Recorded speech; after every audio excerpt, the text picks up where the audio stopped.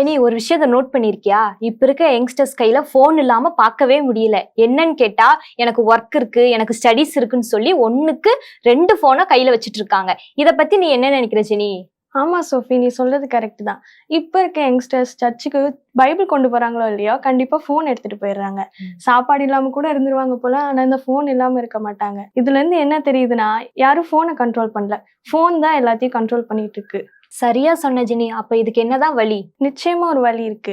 ஏசப்போட வார்த்தையை கேட்டு அதன்படி நடக்க நம்ம டெய்லி முயற்சி பண்ணோம்னா போனை நம்ம கண்ட்ரோல் பண்ண ஏசப்பா உதவி செய்வாங்க. இத பத்தி நம்ம ஒரு பாட்டு கேட்போமா? தந்தானானே தந்தானானே தந்தானானே தந்தானானே தந்தானானே தந்தானானே தந்தானானே தந்தானானே தந்தானானே தந்தானானே தந்தானானே தந்தானானே தன்னானே தன்னானே தன்னானே தன்னானே தன்னானே தன்னானே தன்னானே தன்னானே தன்னானே தன்னானே தன்னானே தன்னானே. செல்போனில் பேசிக்கிட்டு போற தங்கச்சி, நான் சொல்ல போற சத்தியத்தை கேளு தங்கச்சி. அடடா தலையில கலர் அடிச்சு போற தம்பியே, நான் சொல்லுறத முறைக்காம கேளு தம்பியே. தன்னானே தன்னானே தந்தானானே தந்தானானே தந்தானானே தந்தானானே தந்தானானே தந்தானானே தந்தானானே தந்தானானே தந்தானானே தந்தானானே தன்னானே தன்னானே தன்னானே தன்னானே தன்னானே தந்தானே. இன்டர்நெட்டுக்கு அடிக்ட் ஆகாத, அந்த நெட்டுக்குள்ள மனச விட்டு மாட்டிக்காத. இன்டர்நெட்டுக்கு அடிக்ட் ஆகாத, அந்த நெட்டுக்குள்ள மனச விட்டு மாட்டிக்காத. எஸ்எம்எஸும் தவறாக அனுப்பாத, வாழ்க்கைதானே மிஸ் ஆயிரும் மறக்காத. எஸ்எம்எஸும் தவறாக அனுப்பாத, உன் வாழ்க்கைதானே மிஸ் ஆயிரும் மறக்காத. உன் வாழ்க்கைதானே மிஸ் ஆயிரும் மறக்காத. தந்தானானே தந்தானானே தந்தானானே தந்தானானே தந்தானானே தந்தானானே தந்தானானே தந்தானானே தந்தானானே தந்தானானே தந்தானானே தந்தானானே தந்தானே தந்தானே தந்தானானே தந்தானே தந்தானே தந்தானானே. தந்தானானே தந்தானானே தந்தானானே தந்தானானே தந்தானானே தந்தானானே தன்னானே தன்னானே தன்னானே தன்னானே தன்னானே தன்னானே தன்னானே தன்னானே தன்னானே தன்னானே தன்னானே தந்தானே. செல்போனில் பேசிக்கிட்டு போற தங்கச்சி, நான் சொல்ல போற சத்தியத்தை கேளு தங்கச்சி. அடடா தலையில கலர் அடிச்சு போற தம்பியே, நான் சொல்லுறத முறைக்காம கேளு தம்பியே. செல்போனில் பேசிக்கிட்டு போற தங்கச்சி, நான் சொல்ல போற சத்தியத்தை கேளு தங்கச்சி. அடடா தலையில கலர் அடிச்சு போற தம்பியே, நான் சொல்லுறத முறைக்காம கேளு தம்பியே. தன்னானே தந்தானானே தன்னானே தந்தானானே தந்தானானே தன்னானே தந்தானானே தந்தானானே தந்தானானே தந்தானானே தந்தானானே தந்தானானே தன்னானே தன்னானே தன்னானே தன்னானே தன்னானே தன்னானே தன்னானே தன்னானே தன்னானே தன்னானே தன்னானே தன்னானே. இன்டர்நெட்டுக்கு அடிக்ட் ஆகாத, அந்த நெட்டுக்குள்ள மனச விட்டு மாட்டிக்காத. இன்டர்நெட்டுக்கு அடிக்ட் ஆகாத, அந்த நெட்டுக்குள்ள மனச விட்டு மாட்டிக்காத. எஸ்எம்எஸும் தவறாக அனுப்பாத, உன் வாழ்க்கைதானே மிஸ் ஆயிரும் மறக்காத. எஸ்எம்எஸும் தவறாக அனுப்பாத, உன் வாழ்க்கைதானே மிஸ் ஆயிரும் மறக்காத. உன் வாழ்க்கைதானே மிஸ் ஆயிரும் மறக்காத. தன்னானே தன்னானே தன்னானே தன்னானே தன்னானே தன்னானே தன்னானே தன்னானே தன்னானே தன்னானே தன்னானே தன்னானே ஓ தன்னானே தன்னானே தன்னானே ஓ தன்னானே தன்னானே தன்னானே ஓ தன்னானே தன்னானே தன்னானே ஓ தன்னானே தன்னானே தன்னானே.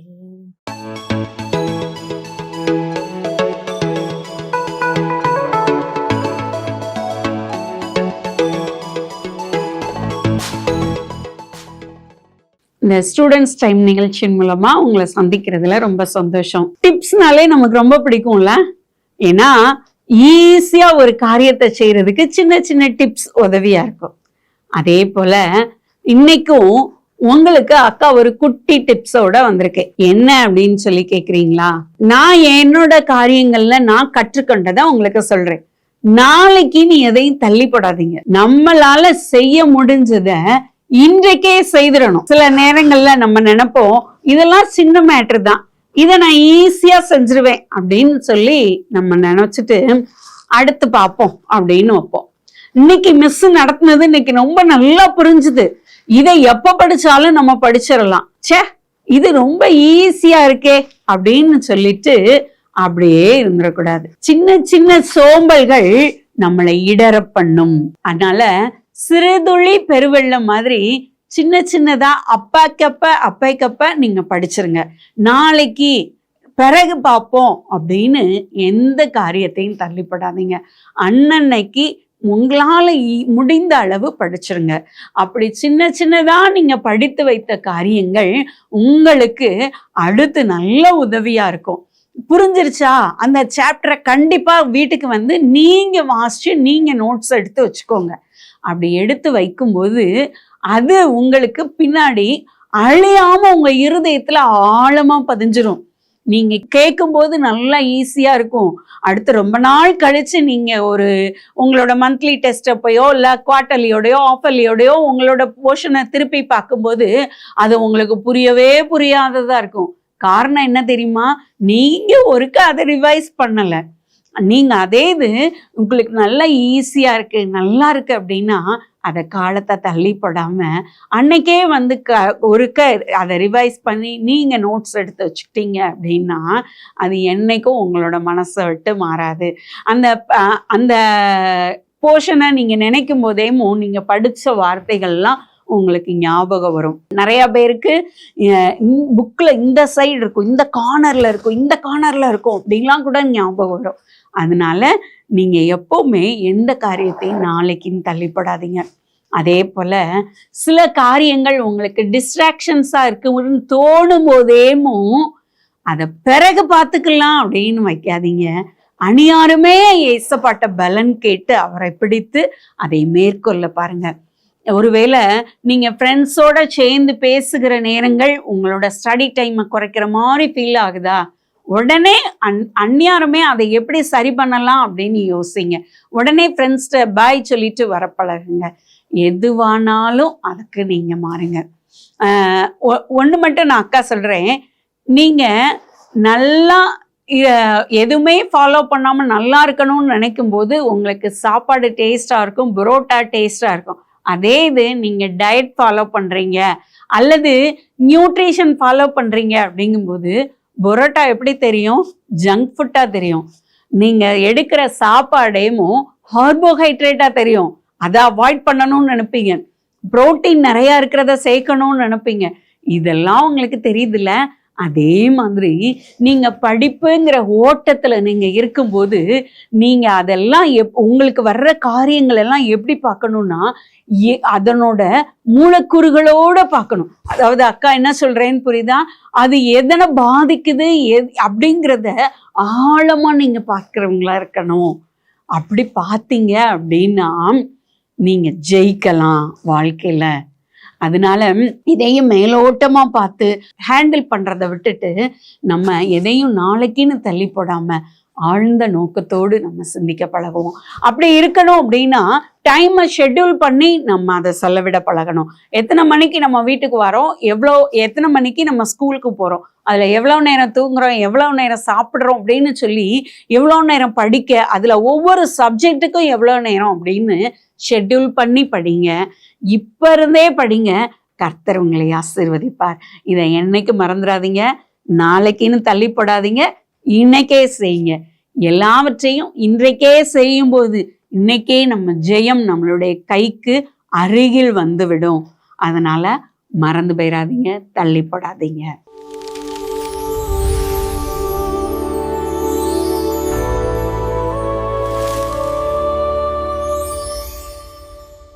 Praise the Lord, praise Jesus. கிராம மிஷனரி இயக்கம் சார்பாக நடத்தும் இந்த ஸ்டூடெண்ட்ஸ் டைம் நிகழ்ச்சியில் ஒவ்வொரு ஸ்டூடெண்ட்ஸ், சில்ட்ரன், வாலிப பிள்ளைகள் எல்லாரும் இதை பார்த்து கொண்டு இருக்கிற ஒவ்வொரு பிள்ளைகளையும் ஆண்டவர் உங்களை எல்லாரும் ஆசீர்வதிப்பார். ரொம்ப சந்தோஷமா இருக்கு நீங்க இந்த ப்ரோக்ராமை வந்து நீங்க பாக்குறீங்க. எத்தனையோ காரியங்களை பிள்ளைகள் வந்து டிவியில பார்க்கும்போது ஆண்டவருடைய வார்த்தைக்கும் அவருடைய வசனத்துக்கும் முக்கியத்துவம் கொடுத்து இந்த ப்ரோக்ராமை நீங்க பாக்குறீங்க, அட்டென்ட் பண்றீங்க. ஆண்டவர் உங்க ஒவ்வொருத்தரையும் ஆசீர்வதிப்பாராக. இந்த நாள்லயும் ஒரு முக்கியமான ஒரு விஷயத்த உங்ககிட்ட நான் ஷேர் பண்ண போறேன். ஒரு நாள் வந்து நான் ரொம்ப எனக்கு வந்து குக்கிங்னா ரொம்ப பிடிக்கும், சமைக்கிறது ரொம்ப பிடிக்கும். நிறைய வாலிப பிள்ளைகளுக்கு அது ஒரு இன்ட்ரெஸ்ட் இருக்கும் குக்கிங்க்கு. ஸோ நான் வந்து ரொம்ப சுறுசுறுப்பா எல்லா விஷயத்தையும் நான் வந்து செஞ்சுட்டு இருந்தேன். ரொம்ப டேஸ்டா ஒரு பிரியாணி பண்ணலாம் அப்படின்னு சொல்லிட்டு எல்லாம் பிளான் பண்ணி சிக்கன்லாம் வாங்கி மேரினேட் பண்ணி எல்லாம் செஞ்சு முடிச்சிட்டேன். காலையில செஞ்சு முடிச்சுட்டு பேக் பண்ணி என்னுடைய ஹஸ்பண்டுக்கு நான் கொடுக்குறேன். அவங்க ஒரு வாய் எடுத்து வைக்கிறாங்க. வச்சதும் அதுல வந்து அவங்களுடைய ஃபேஸ் ரியாக்ஷன் வந்து ரொம்ப சேஞ்ச் ஆச்சு. நான் என்னுடைய மனசுல என்ன நினைச்சேன், நல்ல மசாலா போட்டிருக்கிறோம், நல்ல சிக்கன் வாங்கியிருக்கிறோம், ரைஸ் வந்து ரொம்ப ஹை குவாலிட்டி ரைஸ் வாங்கியிருக்கிறோம் அப்படின்னு சொல்லிட்டு நான் ரொம்ப சந்தோஷமா நான் வந்து நினைச்சிட்டு இருந்தேன். ஆனா எல்லாத்தையும் போட்டேன். ஆனா ஒரு முக்கியமான ஒரு விஷயத்த நான் வந்து போட மறந்துட்டேன். அது என்னன்னா, நீங்க கெஸ் பண்ணியிருப்பீங்க, வேற ஒன்றும் இல்லை, சால்ட். உப்பு வந்து நான் போடுறதுக்கு சுத்தமா மறந்துட்டேன். சோ அப்போ நம்மளுடைய வேதத்தின்படி ஆண்டவராகிய இயேசு கிறிஸ்து நம்மளை பார்த்து என்ன சொல்றாரு அப்படின்னு சொல்லிட்டு நம்ம வாசிப்போம். மத்தேயு 5வது அதிகாரம் 13வது வசனத்துல, நீங்கள் பூமிக்கு உப்பாயிருக்கிறீர்கள். உப்பானது சாரமற்று போனால் எதினால் சாரமாக்கப்படும்? வெளியே கொட்டப்படுவதற்கும் மனுஷரால் மிதிக்கப்படுவதற்கும் மொழியே வேறொன்றுக்கும் உதவாது. அப்படின்னா என்ன அர்த்தம்னா, ஆண்டவர் சொல்றாரு, நீங்கள் பூமிக்கு உப்பாயிருக்கிறீர்கள். You are the salt of the earth. சரியா? நீங்க பூமிக்கு உப்பா இருப்பீங்க அப்படின்னு சொல்லல. அதாவது யூ ஷுட் பிகம், நீங்க இருக்கணும், உப்பு மாதிரி இருக்கணும் அப்படின்னு சொல்லல. நீங்க தான் உப்பு. இந்த ஆண்டவரை ஏற்றுக்கொண்டு ஆண்டவரை பத்தி நீங்க அறிகிற ஒவ்வொரு பிள்ளைகளும் ஆண்டவர் சொல்றாரு, நீங்க தான் உப்பு, சால்ட் ஆஃப் த எர்த். பூமிக்கு நீங்க வந்து உப்பா இருக்கிறீங்க.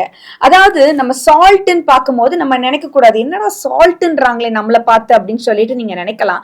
ஆனா வந்து சால்ட்டுக்கு வந்து ஆக்சுவலா எல்லாத்த விட ஒரு முக்கியமான நிறைய கேரக்டரிஸ்டிக்ஸ் இருக்கு. அதுல 4 காரியங்களை நான் உங்களுக்கு இந்த நாள்ல உங்ககிட்ட ஷேர் பண்ண போறேன். சால்ட்டுக்கு இருக்கிற ஒரு முக்கியமான 4 காரியங்கள். அதாவது ஏசப்பா நம்மளை பார்த்து, நீங்க வந்து பூமிக்கு சுகரா இருப்பீங்கன்னு சொல்லல, நீங்க பூமிக்கு ஒரு பெப்பரா இருப்பீங்கன்னு சொல்லல. எத்தனையோ காரியங்கள் இருக்கு. ஆனா சால்ட் ஏன் அப்படின்னா, முதலாவதாக சால்ட்ன்றது வந்து டேஸ்ட் கொடுக்கும். அதாவது நம்ம கிறிஸ்தவர்களாகிய நாம், அதாவது நம்ம படிக்கிற கல்லூரியிலையும் நம்மளுடைய ஸ்கூல்ஸ்லயும், we have to bring the godly flavor.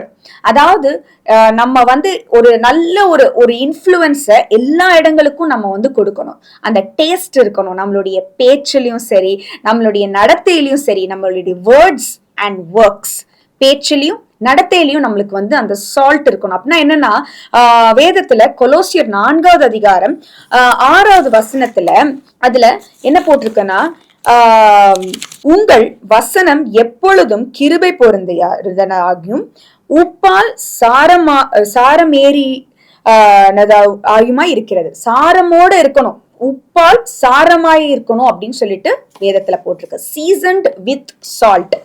அதாவது அந்த நம்மளுடைய பேச்சுல, நம்ம வேர்ட்ஸ்ல ஒரு எம்டி வேர்ட்ஸ் இருக்கக்கூடாது, காலியான வார்த்தைகள் இருக்கக்கூடாது. வாலிப பிள்ளைகள் வந்து நிறைய வார்த்தைகளை வேஸ்டா நம்ம வந்து நீங்க வந்து கொட்டுவீங்க. அதாவது ஒரு கொலோக்கியல் டேர்ம்ஸ்ல என்ன சொல்லுவாங்க, நம்ம எம்டி வேர்ட்ஸ் அப்படின்பாங்க.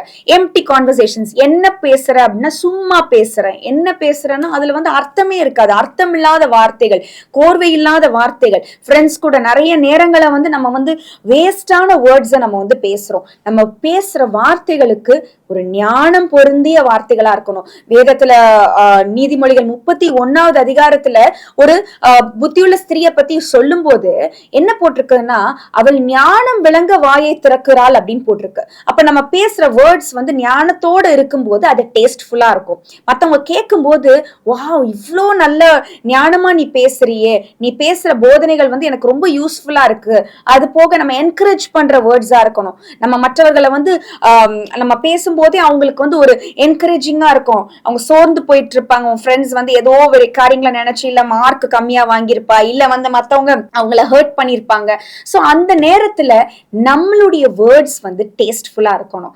நம்ம வந்து நெகட்டிவ் வார்த்தைகள் இல்ல வந்து மற்றவர்களை பத்தி புரளி பேசுற வார்த்தைகள், கசப்பான வார்த்தைகள், நெகட்டிவ் வேர்ட்ஸே நம்ம வாயிலிருந்து வரக்கூடாது. நம்ம அதை ரொம்ப ரொம்ப கவனமா வைத்திருக்கணும். நம்ம உலகத்துக்கு பூமிக்கு உப்பா இருக்கிறோம்ன்றதை நீங்க நல்லா ஞாபகம் வச்சுக்கோங்க. முதலாவதாக உப்பு டேஸ்ட் கொடுக்கும். நம்மளுடைய வார்த்தைகளும் நம்மளுடைய செயல்களும் டேஸ்ட் கொடுக்கறதா இருக்கணும். ரெண்டாவதாக இந்த உப்புன்றது எப்படி இருக்கும்னா தர்ஸ்ட் கொடுக்கும். அதாவது நீங்க உப்பு உள்ள நல்ல சாப்பாடு நீங்க ஆகாரத்தை எடுத்தீங்கன்னா அது நம்மளுக்கு வந்து சாப்பிட்டதுக்கு அப்புறம் ரொம்ப தாகமா இருக்கும். இதனாலதான் நம்ம வந்து ஹோட்டல்ஸ்ல எல்லாம் நம்ம போய் பெரிதா சாப்பிடும் போது நிறைய தண்ணி குடிச்சிட்டே இருப்போம். இந்த தோசையோ என்ன சாப்பிட்டாலும் அதுல சால்ட் நிறைய இருக்கிறதுனால நம்மளுக்கு தாகம் எடுத்துக்கிட்டே இருக்கும். அதே போலதான் நம்மளுடைய வாழ்க்கை மற்றவர்களுக்கு ஆண்டவர் மேல ஒரு தாகத்தை கொடுக்கும்படி இருக்கணும். தாகத்தையும் கொடுக்கும்படி இருக்கணும், தாக்கத்தை கொடுக்கும்படியும் இருக்கணும். மற்றவர்களுக்கு நம்மளுடைய வாழ்க்கை நடைமுறை, நம்மளுடைய ஆக்ஷன்ஸ் எப்படி நம்ம இருந்துக்கிறோம், எப்படி நடந்துக்கிறோம், மற்றவர்கள் நம்மளை வந்து கேவலமா பேசினாலோ இல்ல மற்றவர்கள் நம்மளை பத்தி தவறான காரியங்கள் செய்தாலும் நாம் எப்படி இருக்கிறோம், நம்ம அதுக்கு எப்படி ரியாக்ட் பண்றோம். ஒரு நெகட்டிவ் சிச்சுவேஷன் உன் கிளாஸ்ல நடக்குது, உன்னை பத்தி நீ ஒரு தப்பு செய்யல, ஆனா உன்னை பத்தி தப்பான காரியங்களை ரூமர் மாதிரி பொருளியா வந்து யாரோ வந்து கிளப்பி விடுறாங்க உன் மேல பொறாமப்பட்டு. இது ஜஸ்ட் ஒரு எக்ஸாம்பிளுக்கு சொல்றேன். நீ அந்த நேரத்துல அதை செஞ்ச அந்த பர்சன் மேல நீ கோபப்படுறியா, இல்ல அந்த நேரத்துல அதை ஞானமா ஹேண்டில் பண்ணி ஆண்டவர்கிட்ட ஒப்பு கொடுத்து நீ வந்து நடந்துக்கிறியா? இல்ல உன்னை பார்த்து நேரடியா ஒரு சில பேர் வந்து சில வார்த்தைகள் விட்டு உன் மேல கோவப்பட்டிருப்பாங்க. ஆனா நீ அந்த நேரத்துல நீ எப்படி நடந்துக்கிற? அன்பை வெளிப்படுத்துறியா, இல்ல வந்து பொறுமையை வெளிப்படுத்துறியா, இல்ல எப்பொழுதும் சந்தோஷமா இருக்கிறியா? இதெல்லாம் தான் மற்றவர்களுக்கு அந்த தாகத்தை, என்னமோ வித்தியாசமா இருக்குதே, உன்கிட்ட மட்டும் இன்னமும் வித்தியாசமா இருக்கே தம்பி, உன்கிட்ட மட்டும் டிஃப்ரெண்டா இருக்கு அப்படின்னு சொல்லிட்டு நினைப்பாங்க. அது வேற ஒன்னும் கிடையாது. உனக்குள்ள இருக்கிற ஆவியானவர், அந்த ஜீவ தண்ணீர் உள்ள நதிகள் உனக்குள்ள இருக்கும்போது there will be something different உனக்கு பத்தி. அப்போ உன்னை பார்க்கும்போது மத்தவங்களுக்கு அந்த ஒரு தாகம் இருக்கும், தர்ஸ்ட் இருக்கும். இது வந்து இன்னொரு இடத்துல வந்து ஆண்டவர் சொல்றாரு, நீதியின் மேல், அதாவது இந்த வசனங்களுக்கு மேல உள்ள வசனங்கள்லவே ஆண்டவர் சொல்றாரு, நீதியின் மேல் பசிதாகம் உள்ளவர்கள் பாக்கியவான்கள், அவர்கள் திருப்தி அடைவார்கள். அப்போ நம்ம கரெக்டா நடந்துக்கும் போது அந்த தர்ஸ்ட் மத்தவங்களுக்கு இருக்கும். அப்போ அவங்களும் ஆண்டவர்கிட்ட வரும்போது அவங்களும் திருப்தி அடைவாங்க. சோ அப்போ people should be attracted to the Jesus inside you.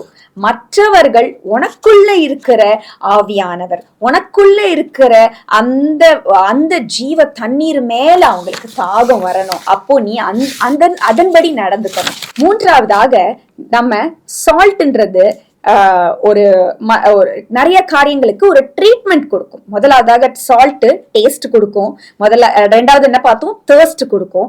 மூணாவது ட்ரீட் பண்ணும். ட்ரீட்னா என்னன்னா ட்ரீட்மெண்ட் பண்ணும். அதாவது என்னன்னா ஒரு சில காரியங்கள், ஒரு சில பேர் வந்து காயப்பட்டிருப்பாங்க. இந்த உலகத்துல வந்து நிறைய பேர் நம்மளோட டிராவல் பண்ணுவாங்க. சில பேர் சோர்வடைவாங்க, காயப்பட்டிருப்பாங்க. அவங்களுக்கு நம்மளுடைய வாழ்க்கை ஒரு ஆரோக்கியத்தை கொண்டு வர்ற மாதிரி இருக்கும். ஒரு ஔஷதம் போல இருக்கணும். நம்ம எடுத்து வாசிப்போம். நீதிமொழிகள் 16வது அதிகாரம் 24வது வசனத்துல, இனிய சொற்கள் தேன்கூடு போல ஆத்துமாவுக்கு மதுரமும் எலும்புகளுக்கு ஔஷதமாய் இருக்கிறது. அப்படின்னா என்ன? ஔஷதம்னா என்னது? மெடிசன். அப்போ உங்களுடைய வாழ்க்கை நீ வந்து உப்பா இருக்கும்போது மற்றவர்களுக்கு நீ ஒரு மெடிசனா இருப்பியா? உன்னுடைய வார்த்தைகள் நீ அங்க இருந்தாலே ஒரு கம்ஃபர்ட் இருக்கும் மத்தவங்களுக்கு. ஐயோ எனக்கு இவ வந்துட்டாலே, இந்த இந்த இந்த இந்த அண்ணன் வந்தாலே எனக்கு வந்து ரொம்ப கம்ஃபர்டபுளா இருக்கு, எனக்கு ரொம்ப ஹாப்பியா இருக்கு அப்படின்னு சொல்லிட்டு மற்றவர்கள் உன்னோட அந்த இடத்துல நீ அந்த இடத்துல இருக்கும்போது ஒரு கம்ஃபர்ட் ஃபீல் பண்ணணும், ஒரு ஹீலிங் ஃபீல் பண்ணணும். அந்த நான் இதுக்கு முன்னாடி சொன்ன ஜீவ தண்ணீரோட நதிகள், அந்த நதிகள் உனக்குள்ள இருக்கும்போது, ஜீவ தண்ணீர் உள்ள நதிகள் இருக்கும்போது, வேதத்துல எசேக்கியேல்ல போட்டிருக்கு, அந்த நதிகள் பாயிற இடங்கள்ல எல்லாம் சுகம் உண்டாகுமா, ஹீலிங் நடக்கும். அப்போ நீ பேசுற வார்த்தைகள்ல ஹீலிங் இருக்கும், நீ செய்யற செயல்கள்ல ஹீலிங் இருக்கும், மற்றவர்களுக்கு அது ஆரோக்கியம் தரும்படி இருக்கும். சோ அதனால நீ சால்ட்டா இருந்தேன்னா மற்றவர்கள் ஒன்னால ஆசீர்வதிக்கப்படுவாங்க, ஒன்னால மற்றவர்கள் சந்தோஷப்படுவாங்க. அவங்க சொல்லுவாங்க, உன் கூட பேசினதுக்கு அப்புறம் எனக்கு ரொம்ப மனசுக்கு சந்தோஷமா இருக்கு, இவ்வளவு நேரம் நான் வந்து ரொம்ப பயந்துகிட்டு இருந்தேன், சோர்வா இருந்தேன், ஆனா நீ உன்கிட்ட நான் 2 வார்த்தை பேசினதுக்கு அப்புறம் எனக்கு ரொம்ப கம்ஃபர்ட்டா நான் ஃபீல் பண்றேன் அப்படின்னு சொல்லுவாங்க. அதனால உன்னுடைய வார்த்தைகள் மற்றவர்களுக்கு ஒரு ஔஷதமா இருக்கும். You will treat other people.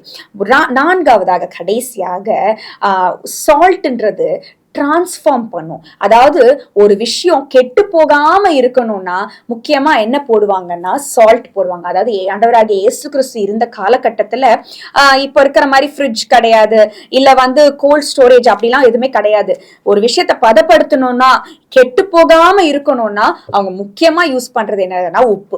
So அப்ப அந்த உப்பு உடைய தன்மை என்னன்னா, ஒரு ஒரு ஒரு கெட்டு போன இடத்துல அந்த அந்த சால்ட், அதாவது கெட்டு போகாம இருக்கணும்னா அந்த சால்ட் வந்து முக்கியமா இருக்கணும். இட் வில் பிரிசர்வ், அதை டிரான்ஸ்ஃபார்ம் பண்ணும், அந்த பாக்டீரியா எதுவும் வராம அது வந்து பாதுகாக்கும். அப்போ நம்ம வந்து எப்படி இருக்கணும்னா, ஒரு நெகட்டிவான என்வாயரன்மெண்ட் இருக்கு, எல்லாரும் தப்பு பண்ணிட்டு இருக்காங்க, எல்லாரும் வந்து பாவத்துக்குள்ளதான் போயிட்டு இருக்காங்க. ஆனா நம்ம அந்த இடத்துல இருக்கும்போது அந்த அந்த பாவத்துல இருக்கிறவங்க எல்லாருமே ஆண்டவர் கிட்ட வரும்படி ஆண்டவர் நம்மள அதுக்காக தான். நீ நினைக்கலாம் உன் கிளாஸ்ல ஒரு கிறிஸ்டியன் கூட கிடையாது, ஒருத்தர் கூட ஆண்டவர் அறிஞ்சவங்க கிடையாது, எல்லாரும் சினிமா பாட்டு தான் பாடிக்கிட்டு இருக்கிறாங்க, கெட்ட வார்த்தைகள் தான் பேசிக்கொண்டு இருக்கிறாங்க, அசுத்த வார்த்தைகள் பேசுறாங்க, நிறைய கட்டுகள்ல இருக்கிறாங்க. ஆனா நீ உனக்குள்ள அந்த உப்பின் தன்மை இருக்கிறதுனால நீ வந்து மற்றவர்களை டிரான்ஸ்ஃபார்ம் பண்ண முடியும். நீ அதனால எந்த நேரத்திலும் நெகட்டிவா நினைக்காத. எனக்கு ஒரு சின்ன கதை ஞாபகம் வருது. ஒரு சின்ன பையன், ஒரு சிறு பையன் வந்து ஒரு கடற்கரை ஓரத்துல இருக்கும்போது, நிறைய பேருக்கு தெரிஞ்சிருக்கும் அந்த கதை, பட் இருந்தாலும் நான் அதை வந்து சொல்றேன். கடற்கரை ஓரத்துல இருக்கும்போது இந்த நட்சத்திர மீன்கள் நிறைய வந்து கடற்கரை ஓரமா வந்து அந்த அலை அடிக்கும் போது வந்து வந்து அந்த கரையில வந்து இருந்துரும். அப்போ அந்த இருக்கும்போது அந்த நட்சத்திர மீன்கள் கரையில இருக்கும்போது அது இறந்து போயிடும். அதுக்கு வந்து உயிரோடு இருக்கிறதுக்கு அதுக்கு தன்மை கிடையாது, கடலுக்குள்ள இருந்தாதான் அது உயிரோடு இருக்கும். அப்ப இந்த சிறு பையன் அங்க உட்காந்து பாத்துக்கிட்டே இருந்தான். ஐயோ, இத்தனை நட்சத்திர மீன்கள் வந்து செத்து போக போதே, அழிஞ்சு போக போதே அப்படின்னு சொல்லிட்டு அவன் என்ன செஞ்சான், குடுகுடுன்னு ஓடி போய் அட்லீஸ்ட் நம்ம ஏதாவது செய்யணும் அப்படின்னு சொல்லிட்டு என்ன செஞ்சான், அந்த நட்சத்திர மீன்களை ஒவ்வொன்றா எடுத்து அந்த கரையில வரும்போது எடுத்து தூக்கி திரும்ப வந்து கடலுக்குள்ள போடுறான். அடுத்தது எடுத்து திரும்ப தூக்கி கடலுக்குள்ள போடுறான். அந்த ஸ்டார் ஃபிஷ் ஒவ்வொன்னையா காப்பாத்தணும் ட்ரை பண்றான். அதை பார்த்து கொண்டிருந்த ஒரு வயதானவர் பார்த்துட்டு, தம்பி நீ என்ன பண்ற, நீ எத்தனையோ லட்சக்கணக்கான ஸ்டார் ஃபிஷ் வந்து அழிஞ்சு போயிட்டு இருக்குது, ஸ்டார் ஃபிஷ் வந்து கடற்கரையில வந்து அழிஞ்சு போயிட்டு இருக்கு, நீ எல்லாத்தையும் எப்படி நீ காப்பாத்துவ அப்படின்னு சொல்லிட்டு கேட்கும்போது அந்த பையன் என்ன சொன்னா, இன்றைக்கு நான் இந்த ஒரு ஸ்டார் ஃபிஷ்ஷுக்கு நான் வந்து ஜீவன் கொடுக்குறேன், இந்த ஒரு நட்சத்திர மீனுக்கு நான் வந்து உயிர் கொடுக்குறேன் அப்படின்னு சொல்லிட்டு ஒரு நட்சத்திர மீனை நான் டிரான்ஸ்ஃபார்ம் பண்றேன் அப்படின்னு சொல்லி பாசிட்டிவா அவன் வந்து சந்தோஷத்தோட அந்த வயதானவர் பார்த்து சொன்னான். அதே போலதான் உங்க வாழ்க்கையிலையும் நீங்க இருக்கிற இடத்துல ஒருத்தரை நீங்க இம்பாக்ட் பண்ணலாம். ஆஸ் அ சால்ட் நீங்க ஒரு உப்பா இருந்து ஒருத்தருக்கு நீங்க வந்து ஒரு டேஸ்ட்ஃபுல்லான ஒரு வாழ்க்கையை கொடுக்கலாம், ஒரு தர்ஸ்ட்ஃபுல்லான ஒரு வாழ்க்கையை கொடுக்கலாம், ஒருத்தருடைய இருதயத்தின் காயங்களை நீங்க ட்ரீட் பண்ணலாம், ஒருத்தருடைய வாழ்க்கையை நீங்க டிரான்ஸ்ஃபார்ம் பண்ணலாம். அது உங்க கையில தான் இருக்கு. ஏன்னா ஆண்டவர் சொல்லிட்டாரு, நீங்க தான் உப்பு, நீங்க உப்பா இருக்கணும், நீங்க பண்ணவே தேவையில்லை, யூ ஆர் த சால்ட் அப்படின்னு ஆண்டவர் சொல்லிட்டாரு. God has chosen you. உன்னை ஆண்டவர் தேர்ந்து கொண்டு இருக்கிறாரு ஒரு உப்பாக. அதனால உன்னுடைய ஸ்கூல்ஸ், காலேஜஸ்ல உன் கிளாஸ் ரூம்ல நீ ஒரு சால்ட் ஆயிரு. You be different and make a difference in the world. நீ வித்தியாசமா இருந்தனா இந்த உலகத்தையே நீ வித்தியாசமா ஆக்கலாம். ஆண்டவர் உன்னை ஆசீர்வதிப்பார். கண்களை மூடி ஜெபிப்போம். அன்பின் ஆண்டவரே, இந்த நாள்லயும் ஆண்டவரே இதை பார்த்து கொண்டிருக்கிற ஒவ்வொரு வாலிப பிள்ளைகளையும் ஆண்டவரே உங்க கரத்துல ஒப்பு கொடுக்கிற ஒவ்வொரு ஸ்டூடெண்ட்ஸும் ஆண்டவரே, படிக்கிற பிள்ளைகள் ஆண்டவரே, எசப்பா பூமிக்கு உப்பா இருக்கிறீர்கள் என்று நீங்க வாக்கு கொடுத்திருக்கிறீங்க எசப்பா. இந்த பிள்ளைகள் ஆண்டவரே அவங்களுடைய கல்லூரிகளையும் அவங்க ஸ்கூல்ஸ்லயும் ஆண்டவரே ஒரு ஒரு ஒரு டிஃபரன்ஸ் செய்யும்படி அப்பா நீங்க அந்த பிள்ளைகளை ஆசீர்வதிங்க ஆண்டவரே. பலப்படுத்துங்க, ஞானத்தினால நிரப்புங்க ஆண்டவரே. ஒரு சால்ட்ட போல அவங்க வாழ்க்கையில டேஸ்ட் ஆக்குங்க அப்பா ஆண்டவரே. மற்றவர்களுக்கு ஆண்டவரே ஒரு உண்மை பற்றி அந்த தேர்ஸ்ட கொடுங்க எசப்பா ஆண்டவரே. உலகத்தை டிரான்ஸ்ஃபார்ம் பண்ணும்படி இந்த பிள்ளைகளை நீங்க ஆசீர்வதிங்க. அதை பார்த்திருக்கிற ஒவ்வொரு பிள்ளைகளையும் ஜீவ தண்ணீரால நிரப்புங்க. ஹோலி ஸ்பிரிட் நீங்க ஃபில் பண்ணுங்க ஏசப்பா. பொறுப்பெடுத்துக் கொள்ளுங்க, வழி நடத்துங்க. ஏசு கிறிஸ்துவின் நாமத்தில் ஜெபிக்கிறோம் நல்ல பிதாவே, ஆமென்.